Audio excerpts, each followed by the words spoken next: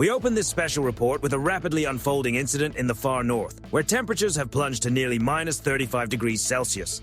Yet the geopolitical situation is anything but frozen. At exactly 03:15 hours today, in the southern sector of Bear Island, Unit 30 Commando of the SRS-9 Group, one of the most highly trained formations of the British Royal Marines, sent its last emergency transmission before all contact was abruptly lost. The unit had been deployed to establish a passive electronic surveillance post using advanced over-snow reconnaissance platforms, designed to monitor and block access through what is considered a critical gateway to the Atlantic. But without warning, their early warning systems were overwhelmed by intense wideband jamming originating from a highly sophisticated electronic warfare source. Moments later, a powerful high-energy microwave pulse swept through the area, disabling exposed circuitry, optical sensors, and onboard electronics of their vehicles. A final fragmented command was transmitted just before every system went dark and communications were completely cut off. Roughly 40 meters to the south, NATO's seabed-based distributed acoustic sensing network also began reporting abnormal data spikes and system errors. Technical teams in Brussels quickly ruled out any internal malfunction. Subsequent seismic readings indicated that a strategic fiber optic link connected to the Norwegian early warning infrastructure had been physically severed at coordinates 76 degrees 30 minutes north, 19 degrees 45 minutes east, positioned between Bear Island and mainland Norway. However, what truly alarmed analysts was the final sonar signature captured before the blackout. It bore no resemblance to the acoustic profile of known submarine classes. Instead, it registered at an extremely low acoustic level, blending almost perfectly with the natural background noise of Arctic currents. Traditional sonar systems effectively failed to distinguish it from the environment. In simple terms, a large unidentified platform had passed through heavily monitored waters without leaving a detectable trace. While NATO command structures struggled to interpret the situation, an unexpected response came from the United States Navy. Without public acknowledgement, a previously dormant capability beneath the Arctic ice was reportedly brought online, a move considered highly unconventional and risky, even within Allied command circles. At NATO's Joint Intelligence and Technical Center, electronic warfare specialists managed to reconstruct and decode the final data packet transmitted by Unit 30 Commando. The spectrum analysis revealed a coordinated multi-domain operation executed with extraordinary precision. The electronic attack signatures matched a wideband jamming system identified as RL-257 Kasuka-4, capable of disrupting airborne early warning systems from distances of up to 300 kilometers. The high-power microwave strike that disabled the British equipment was traced to a vertical launch system aboard an Ivan Papanin-class icebreaker. Further triangulation placed the origin point approximately 50 kilometers east of Bear Island, aligning with the projected route of a Yuri Ivanov-class intelligence vessel, Project 18280, which had reportedly departed the Kola Peninsula 48 hours earlier under covert conditions. By 0530 hours, Russia's TASS news agency released a brief statement claiming that the Northern Fleet was conducting routine operations in international waters. However, open-source intelligence and satellite tracking data suggested that the Yuri Ivanov vessel was not operating alone in the region. It functioned as the command hub behind what analysts are now describing as a large-scale cable disruption operation. Yet the central mystery remains: why did Moscow choose this exact moment to move? According to assessments from military strategy experts, the answer appears to lie in a set of 3 calculated objectives shaped at the Kremlin level. First, the action is interpreted as a preemptive disruption aimed at NATO's newly launched Arctic Sentry operation. This initiative, activated today, was designed to deploy P-8A Poseidon aircraft and establish an extensive sensor grid stretching from Svalbard toward Tromsø. Its purpose was to provide continuous surveillance coverage across the Arctic region. However, by severing critical fiber optic links and disabling distributed acoustic sensing systems shortly before full deployment, Russia effectively degraded the entire network before it could become operational, rendering the mission effectively neutralized from the outset. Second, analysts point to economic and strategic control over the Northern Sea route. By 2026, Russia is projected to move tens of millions of tons of cargo through this corridor, including LNG exports from major Arctic energy fields such as Yamal and Stockman.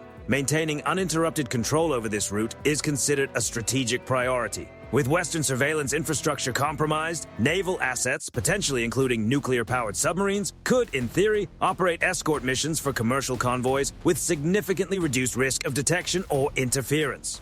The third objective is described as the rapid neutralization of British forward deployment in the region.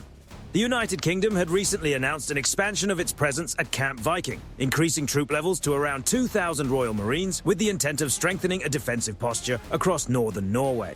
However, instead of engaging in conventional confrontation, the disruption of communications and intelligence infrastructure alone effectively degraded coordination, exposing a critical vulnerability.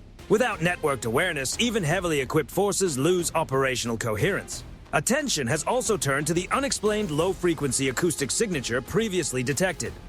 Hydroacoustic specialists have linked it to Project 10,831, also referred to as La Sharik AS-12. Reports suggest these units may operate in coordinated groups at depths of around 600 meters, allegedly targeting undersea infrastructure such as cables and sensors, effectively erasing NATO's maritime situational awareness in affected zones. The end result, according to this interpretation, was isolation of Unit 30 Commando and a cascading failure across the wider detection network. What was once described as a steel curtain defense posture appears to have been transformed into a controlled environment of confusion and fragmentation. With forward Arctic stations on Bear Island now completely cut off, UK Strategic Command reportedly shifted into emergency mode and activated a coastal defense contingency plan. Unable to rely on real-time intelligence, forces were repositioned along the Norwegian coastline to form a dense defensive barrier across key fjord approaches in Finnmark. Royal Marine units were deployed in structured formations, supported by anti-armor systems and rapid response air defense elements, prepared to respond to any potential incursion. However, at approximately 0600 hours, the situation escalated further. Instead of deploying traditional landing forces, the Northern Fleet allegedly intensified electronic warfare operations to an unprecedented scale. From Ivan Papanin-class icebreakers positioned near the edge of the exclusive economic zone, the so-called Merman BN electronic warfare system was activated at full output, generating a broad interference field spanning thousands of kilometers and further complicating any remaining detection or coordination capabilities. The impact was immediate and severe at Camp Viking headquarters. On command displays, unit positions began to drift uncontrollably, with reported location errors expanding from just a few meters to as much as 15 kilometers. Watchkeeper reconnaissance drones, the primary aerial surveillance assets supporting British artillery, lost navigation stability almost immediately after takeoff and crashed into mountainous terrain due to complete guidance failure. Even Lynx reconnaissance vehicles operating deeper inland were affected, as onboard navigation systems stopped functioning, leaving crews stranded in worsening Arctic conditions without digital mapping support. Facing a rapidly deteriorating operational picture on land, Royal Navy leadership shifted focus toward the maritime domain, where Russia is traditionally considered strongest: the seabed environment. The multi-role ocean surveillance vessel RFA Proteus, recently introduced into service and intended for advanced undersea operations, was quietly deployed with the objective of locating hostile underwater assets and restoring damaged subsea communication links.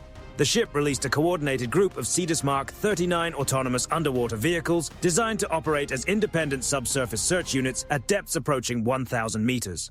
Rather than relying solely on passive detection, the decision was made to initiate active flank sonar scanning across the formation. Powerful acoustic pulses spread through the Arctic waters, rapidly constructing a detailed real-time map of the seabed. The approach appeared to succeed when thermal and acoustic readings identified abnormal heat signatures near 76 degrees 30 minutes north. Subsequent sonar imaging indicated the presence of multiple low-signature nuclear-powered mini-submersibles, along with support drones equipped with mechanical systems consistent with cable interference operations, targeting subsea infrastructure.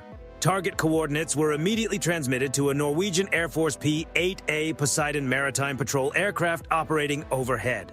Stingray lightweight torpedoes were prepared for deployment against the identified contacts. However, at the final moment before engagement, a critical legal and operational constraint emerged. Under interpretations of UNCLOS Article 95 and related maritime classifications, the suspected platforms were designated as scientific research vessels operating within an exclusive economic zone.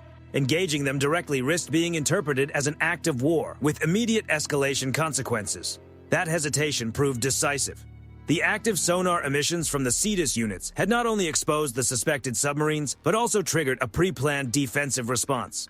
From concealed positions beneath the ice, high-speed supercavitating torpedoes were launched at extreme velocity, targeting not the RFA Proteus itself, but the surrounding network of unmanned underwater sensors and sonar buoys. The resulting underwater detonations generated intense shockwaves, temporarily blinding Proteus's detection systems for several hours. At the same time, the situation escalated on the surface. A group of vessels identified as Russian-flagged fishing ships appeared and moved directly through Norwegian naval formations. These ships were later assessed as disguised reconnaissance platforms, using distress signals and maritime right-of-way protocols to force coalition escorts to reduce speed to minimal maneuvering levels to avoid collision incidents.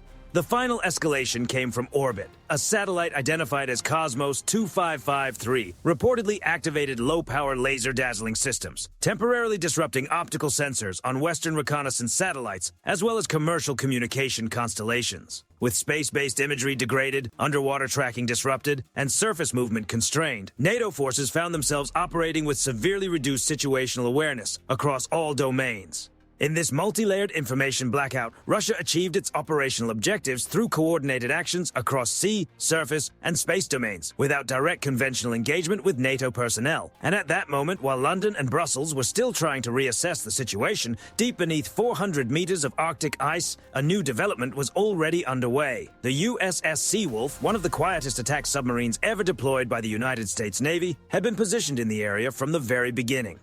In reality, the USS Seawolf had already left its home port covertly, slipping through the Bering Strait and settling into a hidden patrol position in the region for roughly 10 days. To minimize any chance of detection, it avoided satellite navigation entirely, relying instead on gravimetric navigation combined with ultra-precise inertial guidance systems. The submarine also exploited the natural complexity of Arctic ice formations, using ice keels and under-ice scattering to distort and break up incoming sonar reflections. From this concealed position, the Seawolf began advancing toward the Kola Peninsula, one of the most heavily fortified zones of Russia's northern fleet. However, its objective was not a direct strike. Instead, the mission was designed around psychological pressure and strategic deception. In a covert operation, the submarine deployed Mk-39 Cetus decoy systems alongside advanced XPAL signal emitters. Once activated, these systems generated highly realistic acoustic and electromagnetic signatures, simulating the presence of multiple Virginia-class submarines preparing for coordinated missile launch sequences.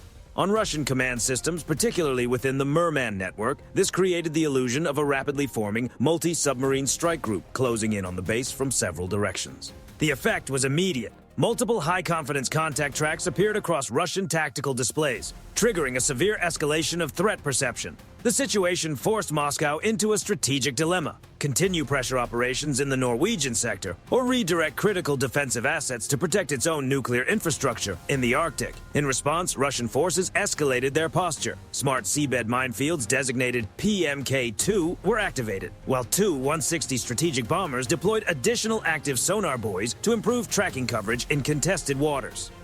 Meanwhile, the Seawolf remained motionless beneath the ice, running silent with all propulsion systems shut down and drifting passively under the frozen layer. In this vulnerable state, detection would have meant exposure to overwhelming anti-submarine response assets. Faced with increasing pressure and tightening search patterns, the commanding officer made a bold and highly unconventional decision. A controlled ice surfacing maneuver, the submarine accelerated upward from depth and struck the ice sheet at high force, breaking through approximately 3 meters of solid ice and emerging at the surface. The Seawolf surfaced directly within a Russian reconnaissance formation at extremely close range, less than 400 meters. Almost immediately, its vertical launch system doors were opened, revealing a full loadout of Tomahawk missiles, a clear demonstration of overwhelming strike capability at point-blank distance. A formal communication was then transmitted on international channels. The message reaffirmed freedom of navigation principles and issued a clear warning against any hostile escalation. For approximately 15 tense minutes, both sides remained locked in a standstill. Russian reconnaissance vessels, heavily outmatched at that distance, held position without engaging, while strategic command channels assessed the rapidly evolving situation. Eventually, a de-escalation order was issued from Moscow. Russian vessels disengaged and withdrew toward their home ports. Simultaneously, the Merman BN jamming environment was deactivated, allowing communications and sensor systems across NATO positions to come back online. Contact was restored with Unit 30 Commando and Camp Viking, and repair operations for damaged fiber optic infrastructure were initiated. However, the outcome was far from a clear strategic resolution. While the immediate crisis was diffused, it came at a significant cost. By revealing the Seawolf's under-ice operational capability, the United States exposed a long-held strategic advantage that had remained undisclosed for decades. Russia, despite withdrawing in this instance, retained full acoustic and tactical data collected during the encounter, potentially turning the event into a valuable intelligence opportunity. In the end, what unfolded was less a conclusion and more the opening move in a larger Arctic strategic competition. With NATO's Arctic Sentry framework still set for expansion, analysts suggest the region may be entering a prolonged phase of high-intensity signaling and counter-signaling.